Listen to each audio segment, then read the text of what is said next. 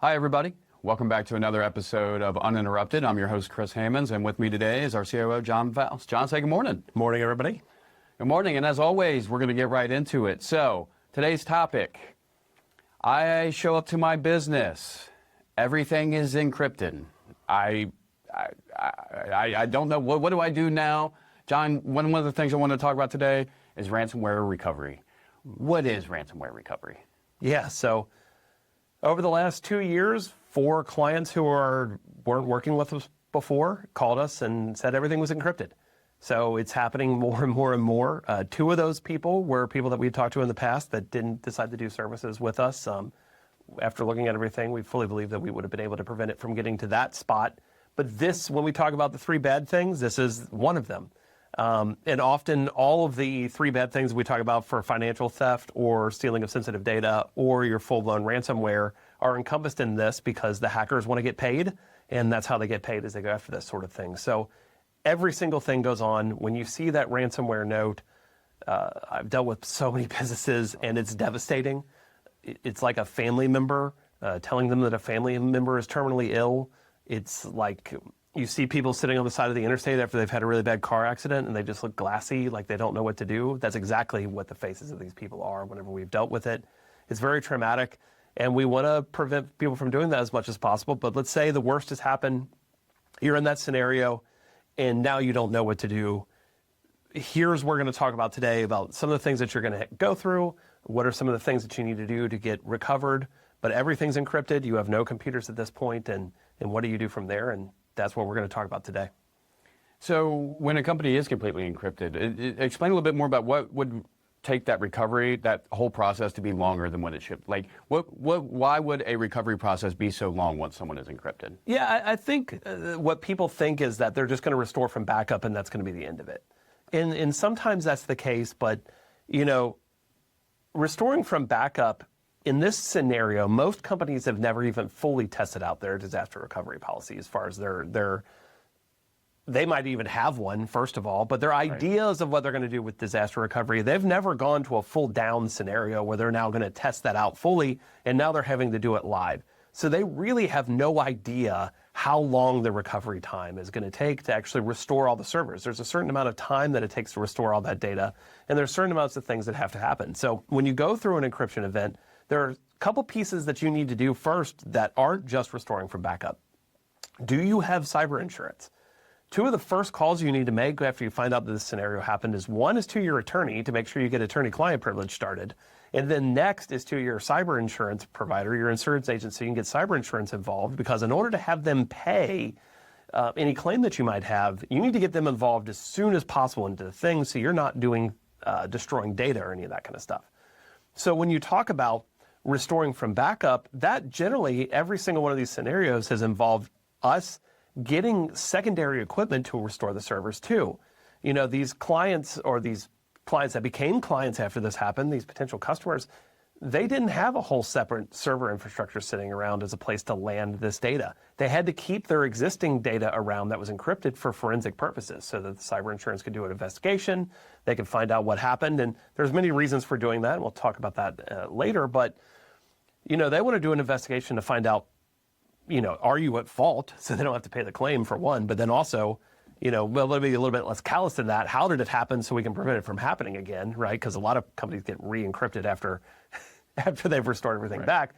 So you need to make sure you keep that data in a pristine situation so that you're not restoring over data that they need for forensic purposes. So that means you need some kind of secondary thing to go from there.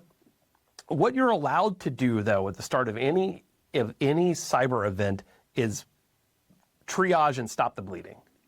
Right? So you don't want to make it worse. So the very first thing you need to do if you do find out you have the ransomware note is make sure that the internet connection's severed so that those things can't send anything back out to the home environment. Check your cloud connections. Make sure you're not having issues there, like as far as your Office 365 environment, those types of pieces. And what you want to do is you want to try to ensure as fast as possible, after the detect portion of the NIST cybersecurity framework, you know, identify, protect, detect, respond, recover. We're at detect here. We're detecting something bad has happened. And then you want to respond to that. And that response right now means getting the bad guys out and making sure they're not there. But you want to do that in a way that makes sure you have the data You're maintaining the data. You're not destroying any data that you would need from a forensic purpose later on. Gotcha. Okay. So with all the companies that have actually called us for our ransomware recovery services, what would you say is kind of the longest one that got them back up to it, even at least 80%? Like how long can that process be? Well, so it can be months. So we've had scenarios where you're down. We've seen full down situations for 1 or 2 weeks. We definitely see companies running in limp mode for a month or two. We'll see one company that we were dealing with said they weren't up to full production until 9 months later. You know, it's they lost 14 months of data. So there was some of it that they had to get it decrypted, that 14-month of data, because the backups got corrupted and whatever the thing is. So, but no matter what has happened, even if you do go through a pristine scenario, I have situations where companies move, and this is like a very easy thing for people to get around. If you've ever moved your building from one building to the other, even if you try to make everything as little impact on your employees as possible from a technology perspective, like say, hey, we're going to go in at 3 p.m. on a Friday, and we're going to have everything moved so those employees can go to the new location and start working Monday morning, and they really only missed 2 hours of work due to the system being down. Those companies all see productivity hits for that month that move went in, even though they really only had 2 hours of disruption. We see companies that go through a full encryption event, they have months and months of productivity hits because systems had to be reformatted. Processes had to restart over. Everybody got basically a new computer because of how the operating system was rebuilt. There was data loss. Those processes had to be rebuilt. And it was a massive disruption to the business, even if the downtime was very low. So you can't just think about it as downtime in this little narrow window of when the event happened. What's the bleed over? What's the carryover that's taken place? And then also, I've seen employees leave. I think most of these companies have had some employee not there anymore because their business lives became a lot harder. So they went to some other organization where they didn't have to go through those sorts of things. And so there's different things that impact you that are not 100% thought about. And we're not even talking about potential reputational damage, customer loss, client loss, any of those things that can come years later. We're not even talking about they've gathered data now that they can use to go try to do fake invoices to your clients, register doppelganger domains, do all those sorts of things. The bleed on from these events, you know, is kind of unmeasurable. Right. Wow, great answer, John. So, you know, one of the questions that I get asked when it comes to ransomware recovery is what does clean restore mean? Yeah. So this is a really big one. You have these backups, right? Let's say your backups are good and say you're doing hourly backups and they're good, the integrity is fine, and we know that they're good. Have you gone and scrubbed the data that you're backing up that you're going to restore? Or are you restoring the backdoor that the hackers left themselves? And so this is pretty common. A lot of times the hackers will be in these systems for days, weeks, months, learning more about you before they encrypt you. And so they're implanting themselves inside of your systems, but also they're implanting files that would eventually end up in your backup that you're going to restore. So how do you take that data and run it through cybersecurity programs to make sure it was clean? Well, you need to verify, you need to find out what they did kind of before you can even start going back in production, because we've seen scenarios where companies have restored data to their servers and they restored the entry point, the back door, the remote access Trojan, or any of those sorts of back doors that the hackers put in, the persistence hooks. We've seen them restore the persistent hooks back in the systems. Everything gets restored. They didn't pay a ransom. Hey, we're good. Brush it off. Hit again, right? And so it's just, you know, that's the sort of thing. So when we do it, we run it through things to scrub it. We have extra cybersecurity tools that we're putting on, that we're looking at things. Incident response should be helping you out with this some, but they don't always. You know, how do you verify that the data gets scrubbed and is clean and goes through some intermediary before it gets put back into your production? Yeah, wow. Yeah, never really thought about that. as far as them restoring it back from something that they wanted you to restore it to, and then you're right back in the same hole you were in, right? They want to get paid. Yeah. Like, this is the thing that I think people have not really wrapped their heads around, and we will do a video about this. Like, what does the adversary look like? What is the person on the other side of the world that's trying to hack you? What are they doing this for? And it's about money. And so if you restore from backup, they know that you're going to try to restore from backup and not pay them. And so they're going to try to do everything possible to get their money. The reason that they're doing this is for a payday. This is a job. This is a business. They have quotas and middle managers and all those sorts of things. So they want to be paid, right? So how do they make sure that they get paid? Well, they make it so you continue to restore their access. Gotcha. And speaking of being paid, what does the cost differential look like? What's the cost of going through a ransomware event as opposed to having proactive cybersecurity, some preventative measures in place to begin with? What's that cost difference look like? It's way cheaper to prevent it in the front end. It is way cheaper to put your cybersecurity in the front to go through that than it is to have to go through one of these events. Even if you want to talk about simple numbers of ransoms, recently they asked for $550,000, for a ransom of one of these companies. They didn't end up paying the ransom. They did not end up paying the ransom. Sometimes they can get them negotiated down. It depends on what data was stolen and those types of things. So you can say, okay, well, if you have to pay a ransom, it's a lot of money. And yes, your cyber insurance maybe would cover that sort of thing. But what's going to happen the next time you go to get cyber insurance? It's going to be crazy expensive because you're going to have to check the box that says, I've gone through an event before. Likely the current insurance provider that you have is going to drop you. Just be aware of that. If you go through one of these events, you're going to have to now go with a different insurance provider because that one's already lost money on you and they're not going to want to take that risk again. And so your risk bubble for your organization got a lot bigger. You're a known entity to the hackers. They're going to try to attack you more.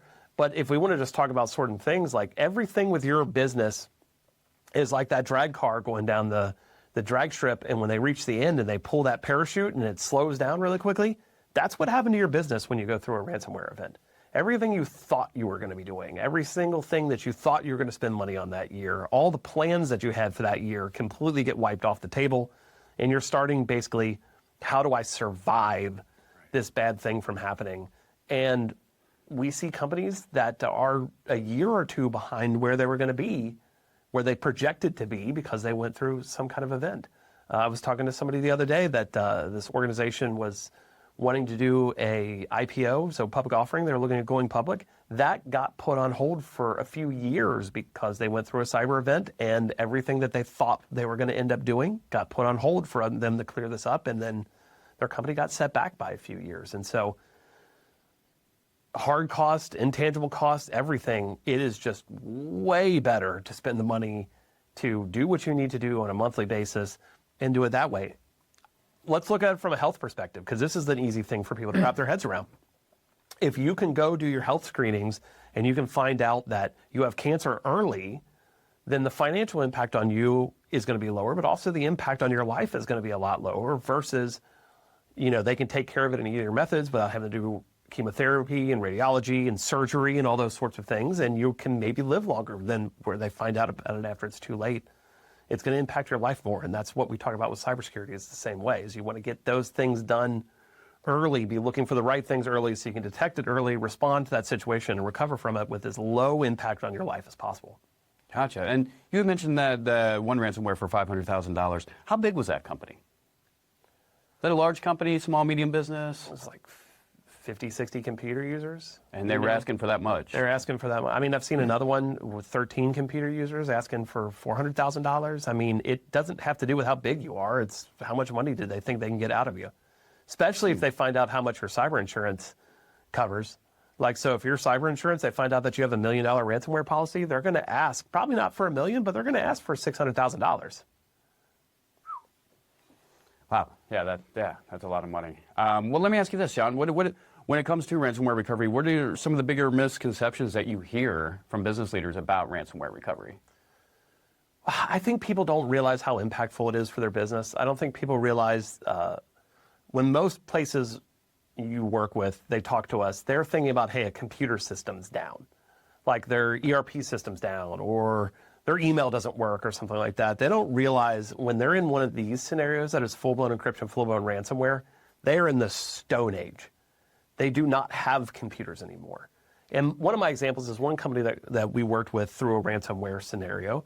They had work that could be done on their plant floor, but they had to time track these jobs that went through. That said, hey, this person on the floor, this engineer, worked on this job that did this with this machine tool and everything. And that was all being tracked in their ERP system. Well, that was gone. They couldn't access that anymore. And so they used to have this piece of paper that they would do these job tracking with. The owner drew it on a piece of paper for me. I took a picture of it with my phone, sent it to my team back here at the office, and they made the digital copies that we could print out for them to do it. They were so down they didn't have Word. Like, that's what we really mean. And so I think people, they don't realize what down actually looks like. There's literally no technology. The owner was trying to do contracts on his cell phone, right? Because he didn't have a computer to do it with, because everything was encrypted and nothing was connected to the internet. So there's a lot that goes into that people don't think. They also think their backups are going to save them, which, yes, that is the way that a lot of this has been handled in the past. The hackers know that. The hackers know that you're going to restore from backup, and that's your safety blanket that you think. So the hackers, do you think they're like, well, everybody's restoring from backup now, so we're going to not let you be the bank anymore? Right. No, they found ways around that. They found your sensitive data. They stole it so they could blackmail you for the release of it. Or they're getting in the middle of the backups, and they're infecting the backups.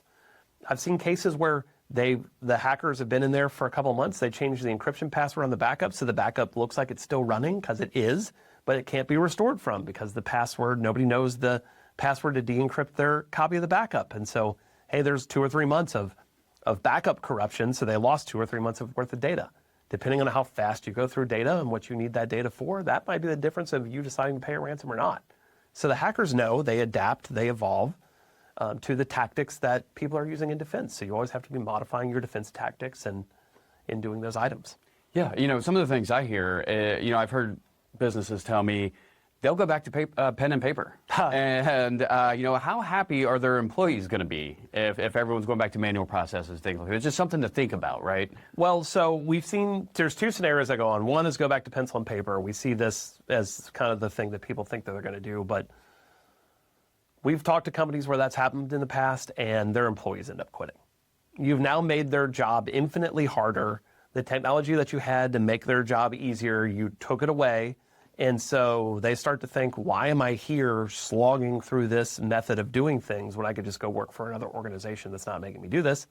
And they do. So that's one, you're going to end up losing key talent that way. The other thing that we've seen is payroll. Can you continue to make payroll when you're going through a cyber event? How do you handle payroll? Is that a system that also got infected? Is that a system that was also hit? The hackers know this, and they try to hit that as well. They try to hit it direct for direct financial theft, where they can keep you from paying your payroll and lock you out of those systems. Then you think paying a ransom might be a good way to get that back. And what we've seen is, hearing from stories from the other people in our industry that talk about places where this has happened at, you can maybe have an employee miss 1 paycheck and they'll be okay with that. If you miss 2 pay periods, almost all your staff is gone. Right. They will not put up with not getting paid. Yeah, and that brings me to another point too. Like, let's say you have an internal IT, 1 to 2 person team. If they have to go through something like this, what's keeping them there? Like, are they going to sit there and stay with there and try to clean up this mess, or can they just go find another job, essentially? Yeah, we see that happen a lot. Sometimes the employee stays, sometimes they don't. It really doesn't have anything to do with us or not. It depends on the culture shift. Generally ends up changing after that point. Lots of blame ends up happening. Does the organization blame them for what happened? Were they sitting in a realm that they even knew? We see plenty of times that the company, like, listen, we go to some kind of cyber training monthly here at Forbes to learn more about how to protect our customers from these types of things happening. How many of your internal employees are going through doing that? No, they're fixing people's printers, or they're keeping your ERP systems running, or they're doing all these sorts of things.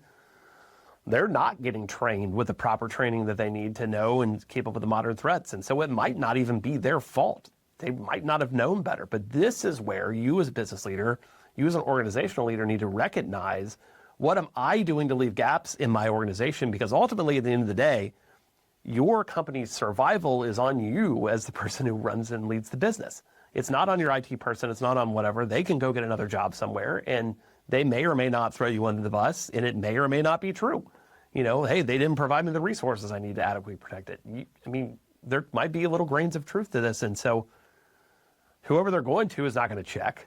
Right. They're not going to look at this, and they're probably likely not going to blame them, and they're going to go potentially get a job somewhere else where your entire livelihood is tied up in this organization.